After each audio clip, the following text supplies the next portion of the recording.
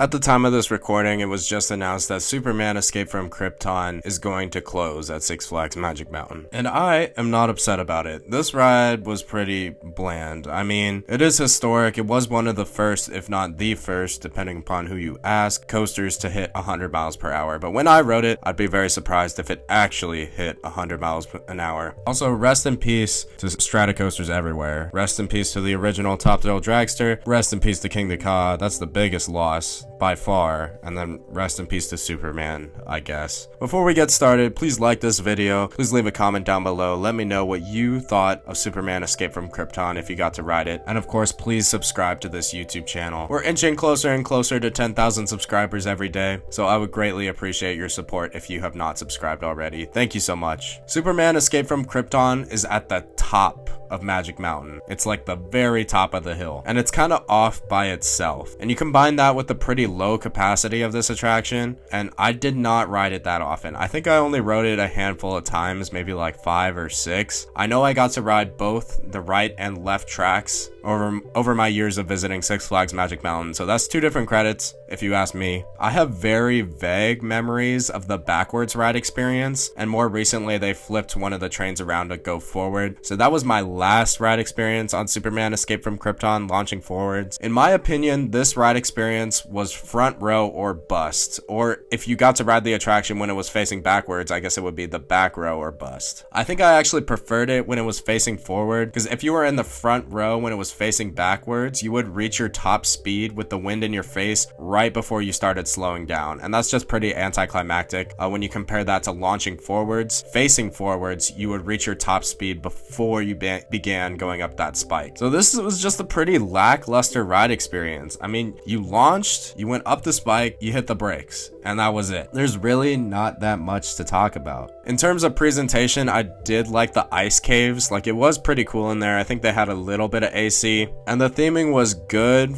compared to most roller coasters at this park, but it's still just not anything to ride home about. Like, it is what it is. What really sucked about Superman Escape from Krypton is they only ever ran one side. So like, the idea is cool on paper that you could either ride forwards or backwards, but it would be months at a time where it would only be one side operating. So that would just suck. And they really aren't that different, you know? Like, the launch has like next to 0 acceleration. Like, it's like a 7-second launch or something. Like, reaching that top speed as high as it was is really impressive, but you just had 0 G-forces, so it was just really not that fun. Also, the restraints on this ride when I rode it were really bizarre, because they had like those arm guards. If you sat on the left edge, your left arm would be completely covered by this hard plastic, and if you sat on the right edge, your right arm would be completely covered by this hard plastic, and it's just not very comfortable. Aside from that, the restraints are normal, the hard plastic over the shoulder restraints for Intamin, but I mean, like, it kind of feels like overkill for this ride. The weightlessness on the spike was pretty fun.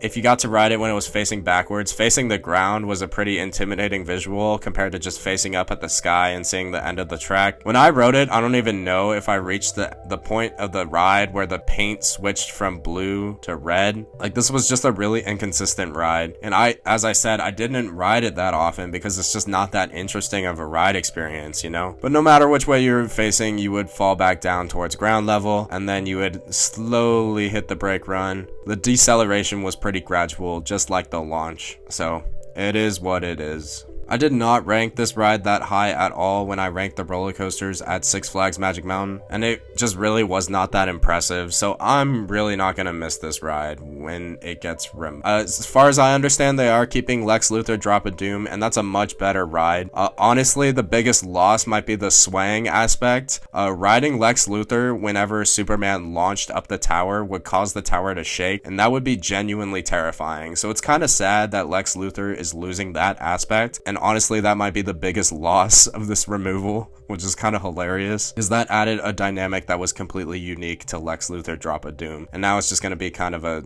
generic drop tower, even though it's technically the world's tallest now, because along with King Ka, Zumanjaro's Drop of Doom got removed. So it is what it is, I guess. RIP King Ka. I never got to ride that. Thank you so much for watching this video. Please let me know what you thought of Superman Escape from Krypton. Please like this video, and of course, please subscribe, and I will catch you later.